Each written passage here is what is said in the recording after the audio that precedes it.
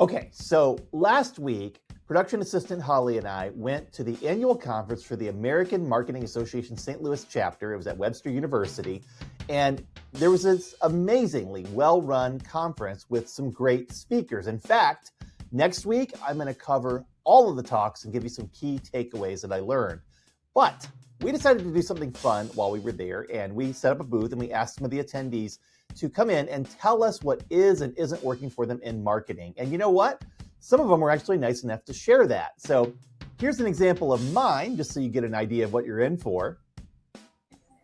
Okay, so one of the things that I've been really successful with in the last year has been doing a Substack newsletter for some of my clients. And what's been exciting about it is that I've gotten to see them not only respond to me talking about ideas on how they can improve their business, but also getting to hear some of their frustrations so that I can come up with new ideas and ways to help them. I am so excited to share these with you. And since I know that some of you watch this podcast on YouTube and some of you listen on your favorite podcast platform, we'll be sure to give you a quick introduction to each of these folks that Holly managed to convince to sit down and tell us what's up. I'm Sean in St. Louis, and this is the Marketing Gateway.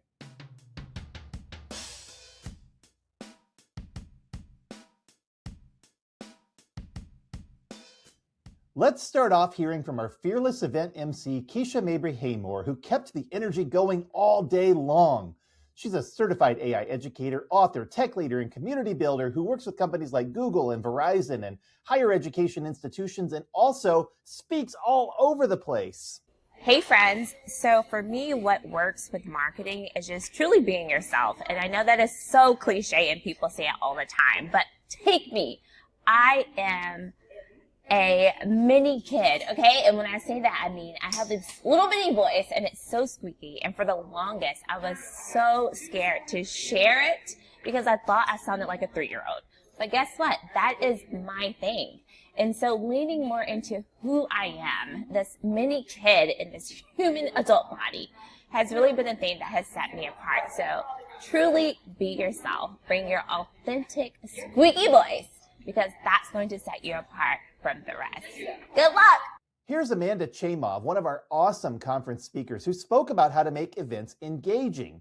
And she should know she's the director of The Experience Studio at American Express Global Business Travel Meetings and Events. So something that has worked for me, and it's pretty broad in general, but it's always trying to understand your audience. So for me, throughout my career, it's been understanding who I was writing something for, what was the message about, and who was it intended for.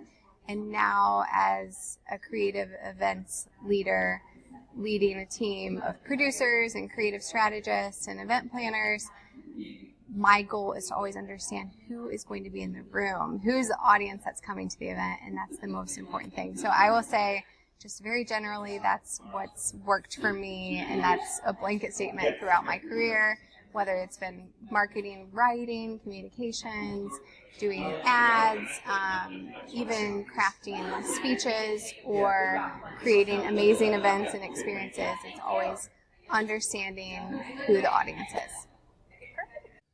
Nick Niehaus was another one of our speakers, and he's the founder of Everyday AI, co-founder and head trainer of Business Video School, and past president of our St. Louis AMA chapter. Let's see, one thing, well, there's a lot of things I've done in marketing that haven't worked. I will say it's very awkward to do an event where one person shows up. So that's probably the most embarrassing marketing thing I've ever done. Host an event, I've done more than one of these, by the way, where, we promote it to mostly libraries, schedule events with libraries, and then they do a poor job promoting it, and I guess I didn't do enough of my own promotion, but a single person shows up, and then you present to that person for an hour. So talk about awkward. I still haven't figured out how to adjust to that to make it not weird, but at least that person got some one-on-one consulting. And in terms of what I have done that has worked, probably my favorite is I love to build lead magnets. So my passion is developing really customized, really interesting lead magnets, and so now I build AI-powered lead magnets. And so probably the most popular one I've made is called the Home Value Maximizer, and it takes in pictures of your house. You just snap some photos, and it tells you what to update, what not to update, what to paint, what not to paint. to maximize the value of the house when you sell it. So this is something that like real estate agents give away to gather leads, and that's worked super well because it does not require you meeting with the person. People love getting information, learning things without having to sit down and talk to you. So great way to get them into your database. Marissa Lather is the current co-president of our St. Louis AMA chapter and one of the chief planners of this conference. She did a great job. She's also the Data-Driven Communications Research Lab Director at Meltwater. Okay, my name's Marissa Lather, and this is my marketing confessional. Don't tell anybody. Except for LinkedIn. Okay, one thing that I have done that has not worked is trying to do too much. Whenever you're building a campaign, you actually don't need every single item in the kitchen to go in it.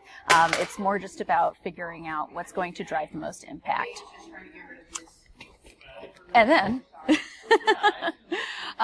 for what has worked,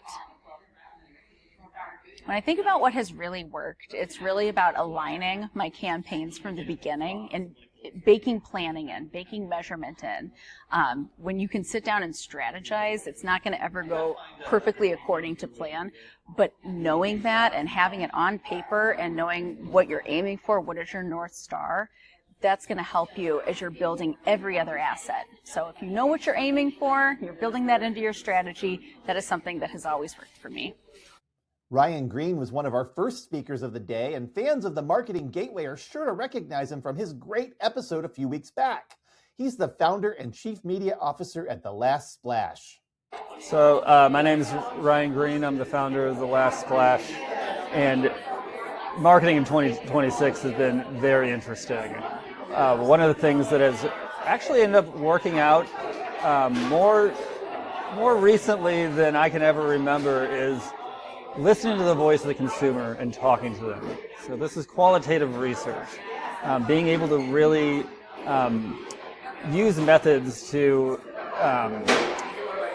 set up a conversation with consumers in a way that primes them for being honest and being engaging. Even though there's some small sample sizes sometimes with qualitative research, it is something that I'm surprised at how many useful nuggets of insights come from that, alongside what you would see from either quantitative research or from analytics or from all this big data set that I'm more traditionally informed on. The qualitative stuff is very important too, and a lot of times I think the qualitative insights will engender more creativity and more interesting parallels and really kind of get the juices flowing in that way. And then you can use what you have with quant or with bigger data sets to help qualify some of those new and intriguing ideas.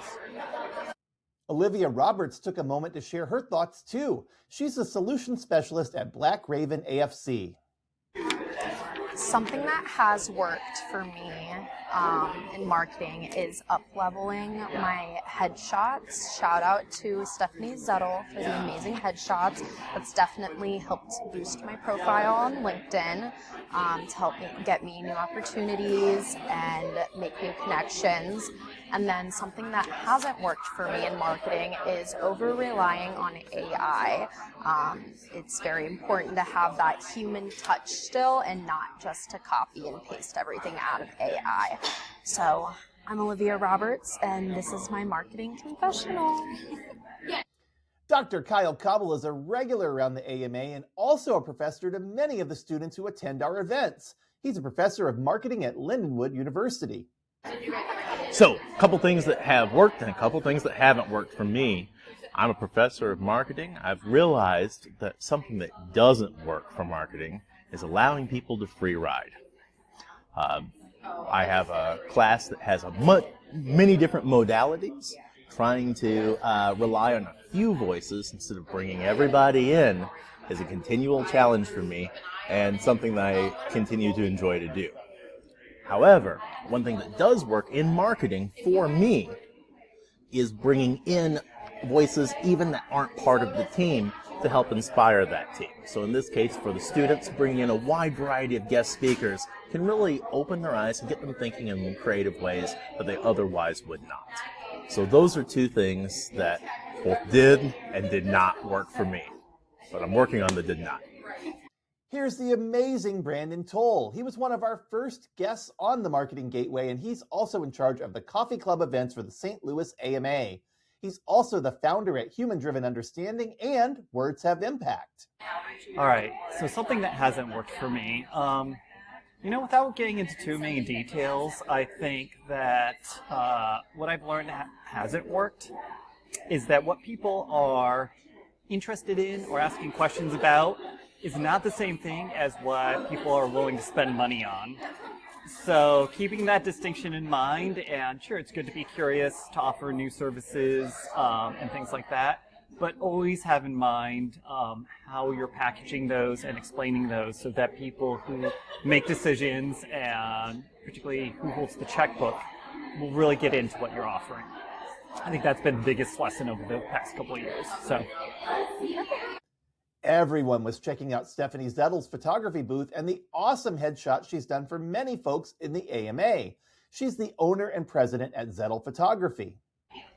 So what hasn't worked for me in marketing is let me start again real quick. What hasn't worked in marketing is this idea of do it for exposure. So especially as a photographer, they're always like, oh, exposure is the greatest way to build your business. And I have to say that my bills have never been paid by exposure bucks. So that is something that hasn't worked. But what has worked is building relationships. So definitely referral partners, those kind of things has been the best way to grow my business, especially since I tend to work more with people who they need to trust me. So working with people, building those relationships so that they can truly recommend me has been the best way to build my business. And Katie Martell closed out our conference as an amazingly passionate keynote speaker for the day. And we caught her while she still had some energy and excitement left to share. She's the marketing truth teller, communications consultant, host, MC, and charity auctioneer at Rabble Rouser. One thing that is really not working in marketing is pretending like we are marketing in a bubble. What I mean by that is in 2026, the stakes are really high for a lot of marginalized communities, whether it's the LGBTQ community or any other that are dealing with the modern civil rights movement, right? 10 years ago, woke marketing, and especially during 2020, hit this peak where suddenly it was okay for companies to stand for social justice in these marginalized groups. In 2026, these same companies are terrified of getting cuts from the federal government or some kind of retribution from our president or consumer blowback through a boycott. And we're left in this space where companies are pulling themselves out of pride commitments, removing DEI from their CSR reporting, cutting back on all kinds of these formerly really firm commitments to advancing these causes. And that fear is driven by this decision they've made that these decisions to pull out won't have impact. The truth is, it matters. When a company stands up for modern civil rights, it helps. And when they retreat out of fear, it's only holding our movements back. So in 2026, that's what's not working.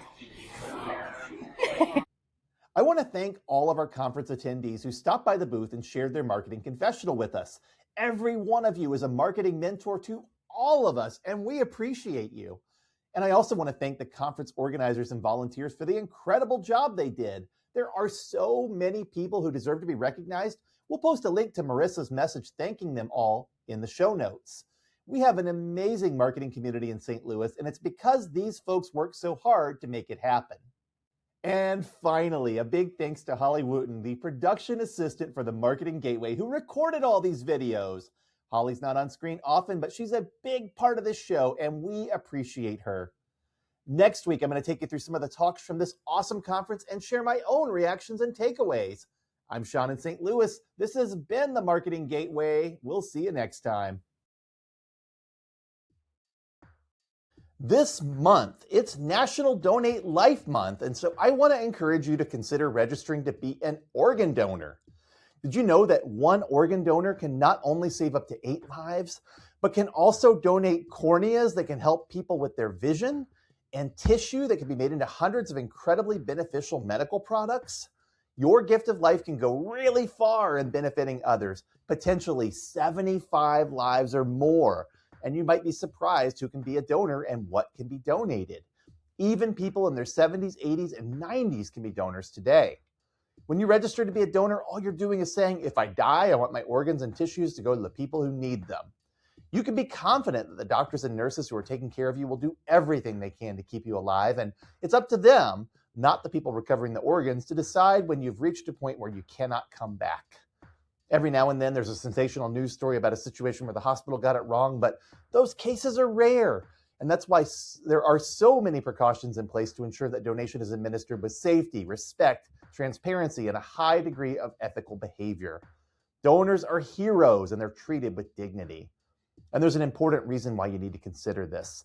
There are over 100,000 people on the National Transplant Registry right now who will die if they don't receive an organ. Many of them need a kidney transplant and have to go and do dialysis treatments daily just to stay alive. Dialysis is time-consuming and not a lot of fun, and those individuals have trouble leading healthy, happy, productive lives because they're really, really sick. 13 people die every day waiting for an organ transplant. So imagine there's a mom out there who needs a second chance to take care of her kids, or a new grandfather who wants to see his grandkids grow up, or a child who wants to have a chance at leading a full life, or a newlywed who hasn't had a chance to settle down and start a family yet. All of these sorts of people, and more just like them, are on the waiting list now, and they need your help. I personally know many of the hardworking professionals who get those donated gifts to the people in need, and let me tell you, I'm always amazed by their passion, their professionalism, and their dedication to caring for donors and their families. So please visit donatelife.net and click on Register to be a Donor. If you're willing to read up on the resources to learn more, feel free. And if you're not ready to register but still want to be a donor, please tell your family and friends so that if they have to make the decision for you, they will know your wishes. And you won't be alone.